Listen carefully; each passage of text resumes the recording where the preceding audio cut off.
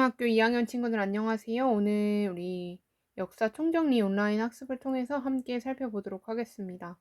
기말고사가 이제 다음 주지 얘들아. 그래서 원래는 오프라인으로 한번 정리를 해줬으면 더 좋았겠지만 그래도 온라인으로 중요한 내용들 한 번 더 집어주려고 이렇게 녹음을 하고 있고요.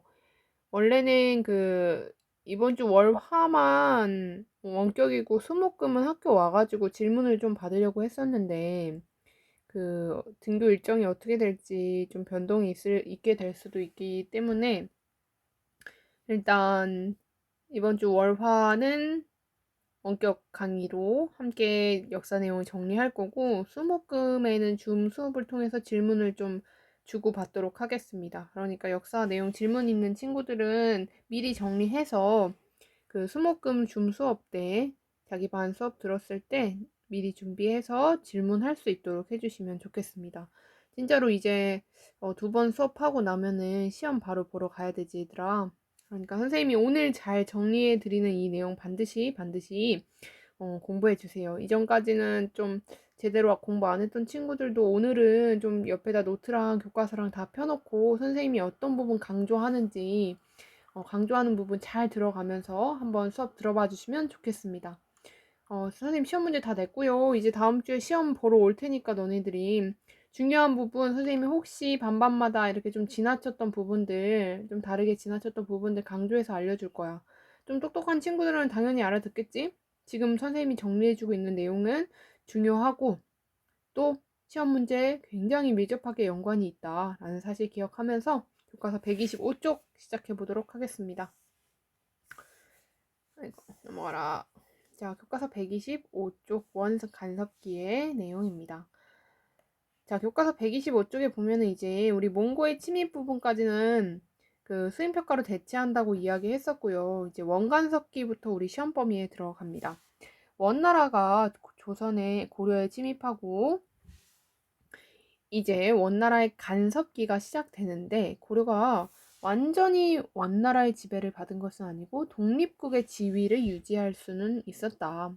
그러나 고려의 여러 가지 모습들이 바뀌게 되죠. 서경에는 동령부가 설치되고 화주에는 상성총관부가 설치되었고요. 또 고려는 왕의 칭호나 관직의 이름들도 원보다 격하시켜서 원보다 낮추어서 불리게 됐습니다. 그리고 고려의 왕은 원의 공주와 결혼하도록 했습니다. 굉장히 슬픈 일이죠. 자신이 정략 결혼을 하게 되는 거죠. 그리고 우리는 이제 몽골의 사위 국가, 원나라의 부마국이라고 하죠. 원나라보다 한 단계 낮은 국가가 되게 됩니다. 또 왕의 왕의 아들들은 원나라에서 교육을 억지로 받도록 했습니다.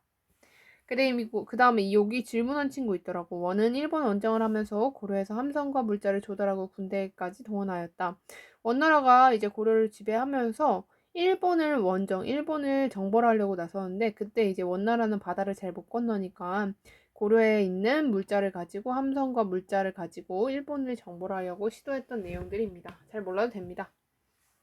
이때 설치된 정동행성은 성동행성이라는 기관입니다. 이 기관은 고려의 내정 간섭, 고려의 정치를 간섭하는 데 이용되었다. 그리고 원은 금, 은, 인삼 이런 고려의 특산물을 수시로 계속 요구하고 원나라의 사신단이 고려에 와서 이런 특산물들을 가지고 갔습니다. 또 고려의 처녀를 공려, 바치는 처녀로 요구하기도 했고 백성은 매우 고통스럽고 당연히 고려의 변발, 몽골시 복장, 몽골어 등의 몽골풍이 유행하였습니다. 어떤 친구가 그렇게 질문하였더라고. 선생님, 원 간섭기면 원나라 때문에 굉장히 힘든데 왜 고려의 원나라의 풍습이 유행하나요? 이게 원 간섭기라고 하더라도 문화와 문화가 전쟁이든 뭐 교류든 만났을 때는 반드시 문화의 교류가 이루어집니다. 그래서 고려에도 변발 몽골식 복장들이 들어오게 됐고 원나라에도 고려의 여러 가지 의복이나 그릇이나 문화들이 전해지기도 했습니다. 자, 이 내용이 원 간섭기의 내용인데 얘들아 이제 너네들이 기억해야 할 것은 집중해 지금 중요해. 원 간섭기에 성장했던 성장 세력이 있어. 그들을 우리는 뭐라고 불렀지? 네 글자? 중요해. 권문세족이라고 불렀었지. 그리고 권문세족은 여러 가지 특징이 있었는데 교과서 126쪽에 보면 대표적이었던 권문세족 기철이라는 사람이 등장합니다. 기철. 기철은 원나라의 황후가 되었던 기황후라는 사람이 있는데 자신의 막내 동생을 원나라의 황후로 보냈어. 그러니까 앞에서 얘기했지. 그 고려의 처녀들을 공녀로 보냈었는데 그 공녀들이 그 중에서 몇몇 선택받은 공녀들은 왕의 황제의 부인이 되어서 엄청난 세력을 누렸는데 고려에 있었던 기철이라는 사람이 자신의 누이가 원나라의 황후가 되자 고려에서 여러 가지 혜택을 누리고 건세를 부렸다라는 내용이 등장합니다. 그러니까 얘들아 기철 얘기가 나온다. 그럼 이 사람은 누구야? 이 사람은 권문세족이야. 알았지? 딱 바로 연관지어서 기억해야 돼. 권문세족이고 이 권문세족이 있었던 시기는 어떤 시기야? 고려의 원간섭기인 거야. 원간섭기. 그리고 아까 선생님이랑 같이 살펴봤지? 원간섭기에는 여러 가지 특징이 있었는데 막 고려의 원나라의 공주랑 결혼했던 고려의 왕도 있었고 막 뭐 변발이라던가 몽골풍이 유행하기도 했고 막 원나라의 사신단이 와서 금이나 인삼이나 이런 것들을 가져가기도 했고 원간섭기 이런 사료를 보고 원간섭기의 특징에 대해서 잘 기억하시면 됩니다. 원간섭기의 특징이라고 나오면서 예를 들면 뭐 조선의 신진사대부 얘기가 나온다던가 예를 들면 막 뭐 고려의 뭐 저기 어디야 뭐 호족의 얘기가 나온다던가 무신정권의 얘기가 나온다던가 하면 틀린 얘기가 되겠죠. 이런 권문세족의 특징을 잘 기억해 주시고 권문세족이 나오면 원간섭기다 라고 기억해 주시면 되겠습니다. 자, 교과서 127쪽으로 넘어가서 공민왕의 개혁정치 기억해 보도록 하겠습니다. 얘들아, 공민왕은 원간섭기에 등장했던 왕이었죠. 그리고 친원 세력을 척결했고 영토를 회복했는데 저기 어디야 상성총관부를 공격하여서 여기를 수복했고 정동행성 고려의 내정을 간섭했던 기관을 폐지했고 몽골풍 금지했고 중요한 거였죠. 전민 변정도감을 설치했다. 이것이 바로 공민왕의 개혁정치였다 라는 내용 기억해 주시면 되겠습니다.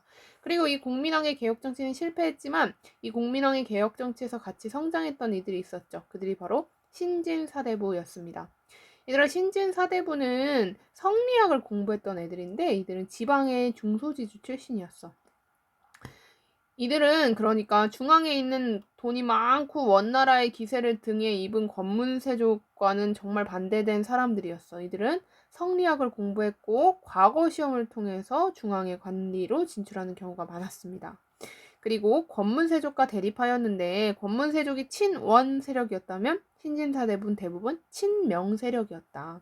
그리고 권문세족의 농장 확대를 비판하면서 토지개혁을 주장했다라는 내용. 이 신진사대부의 개혁 내용도 반드시 잘 기억해 주시면 되겠습니다.